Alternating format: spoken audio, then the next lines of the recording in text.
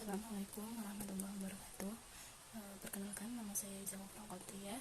Saya dari Universitas Bangsa Cirebon. Di sini saya akan menjelaskan tentang manajemen pendidikan. Merencanakan, mengorganisasikan, memotivasi, mengendalikan, dan mengembangkan segala upaya untuk mengelola dan mendayagunakan sumber daya manusia, sarana dan prasarana untuk memenuhi tujuan pendidikan secara efektif, efisien, dan produktif dapat dipahami sebagai manajemen pendidikan. Membuat rencana, mengatur, mengendalikan, dan mengarahkan banyak perusahaan dari entitas atau anggota organisasi, serta memanfaatkan semua sumber daya yang tersedia bagi mereka, semuanya adalah bagian dari manajemen. Ada 4 komponen fungsi manajemen: perencanaan, perorganisasian, tindakan, dan pengendalian. Sejumlah tugas manajemennya berkaitan dengan bidang pendidikan, bentuk manajemen pendidikan. Setelah melihat konsep manajemen, terlihat bahwa semua organisasi, termasuk lembaga pendidikan seperti sekolah, akan membutuhkan manajemen untuk mengatur kerjasama yang terjadi agar dapat berjalan dengan baik dalam mencapai tujuan. Untuk itu, manajemen harus berjalan secara sistematis melalui tahapan-tahapan yang dimulai dengan perencanaan dan berlanjut ke tahapan selanjutnya dengan menunjukkan adanya integrasi dalam proses tersebut.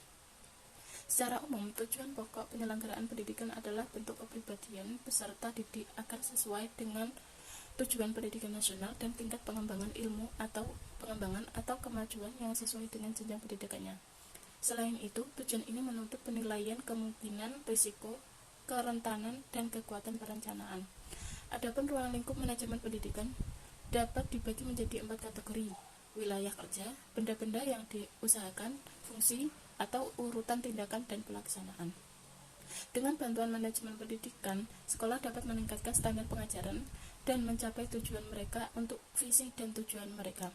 Kepala sekolah bertugas melaksanakan manajemen ini karena mereka memiliki kekuasaan untuk mengarahkan operasional sekolah melalui keputusan bersama.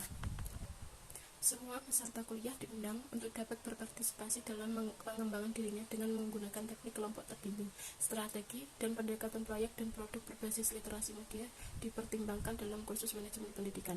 Untuk memberikan kemungkinan yang berkaitan dengan kemampuan setiap mahasiswa dalam menggunakan berbagai media untuk memperoleh, mengevaluasi, dan menghasilkan informasi, serta meningkatkan keterampilan atau kemampuan.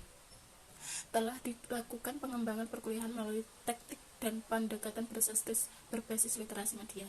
Sesuai dengan tujuan dan hasil belajar dari disiplin ilmu pendidikan, keterampilan atau bakat tersebut merupakan kemampuan untuk mengevaluasi, mengklasifikasikan, menganalisis, menyimpulkan, mendeduksi, menyintesis, dan mengabstraksi.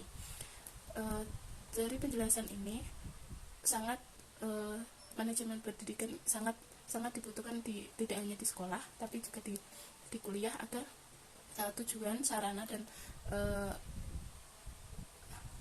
agar pembelajaran itu sesuai dengan tujuan, sarana, prasarana, dan bisa mengembangkan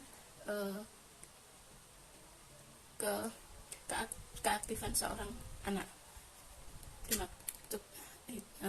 Mohon maaf, itu saja yang dapat saya sampaikan.